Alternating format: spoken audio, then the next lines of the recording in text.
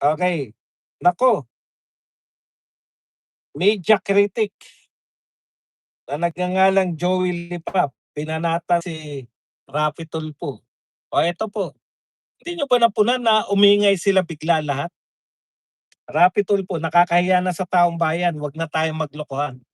Nahihiya na raw si Raffy Tulfo, eto ang sagot sa kanya ng isang media critic na nagngangalang Joey Lipa. "Nahiya ka ba sa anak mo na 7 million 2 araw sa bar expenses sa Las Vegas?" Grabe naman, 2 araw pala 'to, 7 million pala.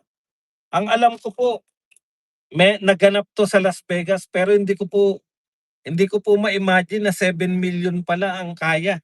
Yang 7 million hindi ko na po maiipon 'yan sa tanang buhay ko, hindi po ako makakahawak ng 7 million. Oh. 2 beses siyang pumasok sa EDSA busway at nagbayad lang ng, 5K per violation, nahiya ka ba? Oh. Senator, Raffy Tulfo, nahiya ka raw, Matagal pong hindi nag-iimbestiga yung kapatid mo bilang vice chairman ng BRC. Ang, mga kasama niyo sa may majority, "Anak, hindi ka nakakain?"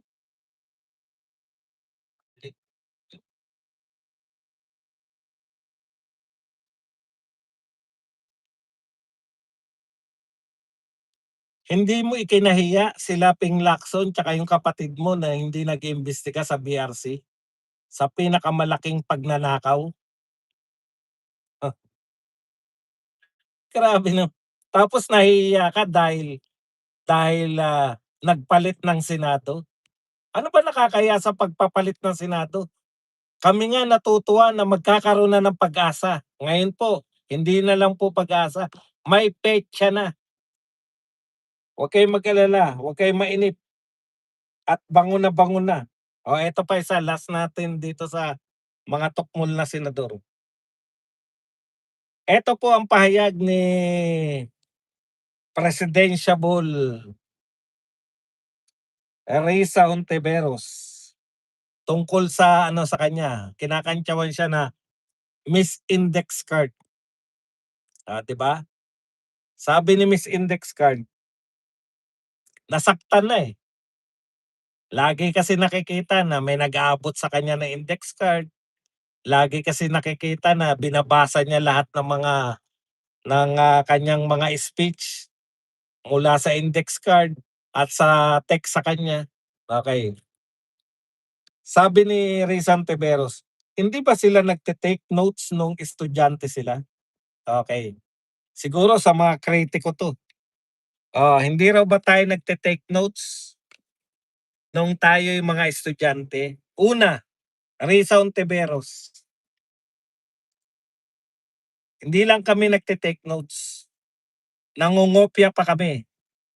Magtatapat ako sa iyo, naging estudyante kami, minsan naranasan ko mangopya, minsan madalas ako nagpapakopya.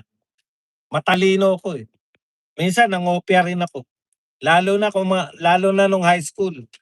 Saan ako nangongopya? Sa mga subject na mga home economics kasi merong ano, merong eksperimento no na yung mga lalaki dati kasi mga lalaki ano lang 'di ba, practical arts, babae, home economics, pinag-eksperimento. Sa mga practical arts, bobo ko diyan. Nangungopia ako dun sa mga drawing ng mga electrical, umaamin po ako. Pero sa mga subject po na mga, academic subject, madalas ako po nagpapakopya. Tinatanong mo kami kung nagte-take notes kami, kung hindi ba kami nag-take notes? Nung estudyante kami nangongopya rin kami. Hindi lang kami nagte-take notes, nangongopya pa. Nung estudyante kami, nangongodigo pa nga kami. Alam niyo po art yang pangongodigo lalo na sa math, mahina ako sa math, eh. Ah, art po yang pangongodigo kasi ikokodigo mo yung mga formula, eh. Pero ikaw pa rin magso-solve, 'di ba? Alam mo Risa Ontiveros, yung tinatanong mo nung estudyante kami. Pero ngayon ba, tinanong mo ba sa'min? Ako halimbawa, itatanong mo ba sa'kin, ngayon bang ikaw ay, vlogger na? Oh, hindi na po ako nagche-cheat, hindi po ako gumagamit ng talino ng iba. Lahat po ng sinasabi ko galing sa aking utak. Yun yung pagkakaiba. Umaamin kami, tinatanong mo nung estudyante ka ba? Opo, nangopya pa kami at kami ay nangodigo pa. Paano ko malalaman yung mga sokatowa na yan? Mga formula sa math, mahirap pong kabisaduhin yung kung mahina ka sa math, mahirap pong magkabisado. Pero sa totoong buhay na po tayo, hindi na po tayo mga estudyante. Risa Hontiveros, hindi na po tayo ngayon mga estudyante. Tayo po ngayon ay mga tapat na sa ating mga trabaho. Nakakahiya naman. Pagbibintangan mo kaming mga nagte-take ng notes. Ano pagkakaiba? Ikaw senador ka na, pero hindi mo kayang mag-speech nang walang nagbibigay sa'yo ng speech, diyan ka pinupuna.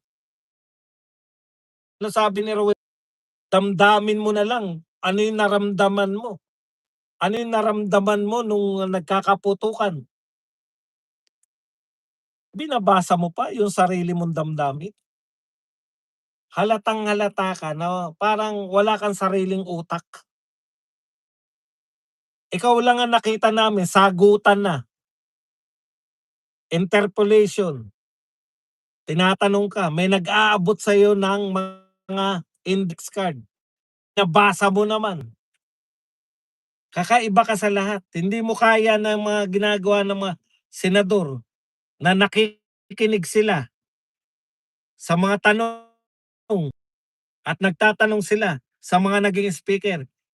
Ang binabanatan sa'yo, senador ka sa Pilipinas, pero lahat ng speech mo fini-feed sa'yo through electronics sa pamamagitan ng,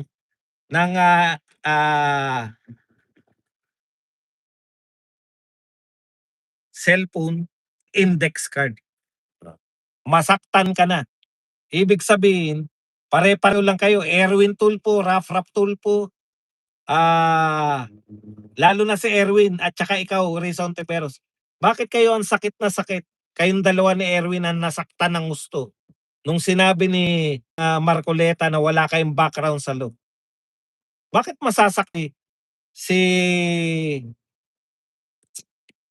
Lauren Ligarda? Bakit masasaktan yung iba? Okay naman sila sa bilang senador. Sino nasaktan? Kayo kasi nagdudunong-dunungan kayo ni Erwin Tulfo,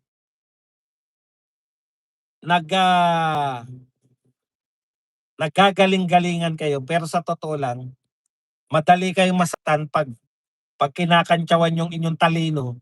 Kasi nga, yun, kunwari ba si Aga Mulak sabihan mo ng pangit sa tingin mo maaasar? Sino lang po yung nasasaktan nung sinabihan ng pangit? Si Ronald Llamas. Halimbawa ba si Gabby Concepcion sabihan mo ng pangit, masasaktan? Buong buhay ni Gabby Concepcion, Richard Gomez, at ni Aga Mulak, Robin Padilla, magandang lalaki sila. Tatawanan lang nila yung magsabi na pangit. Pero minsan sinabihan si Ronald Llamas na pangit. Diyos ko, sakit na sakit na. Kaya kayo nasasaktan ni Erwin Tulfo pag kino-question yung inyong kakayahan, yung inyong talino. Oh. Yun kasi masakit nga naman pinamumukha sa inyo yung mga kakulangan ninyo.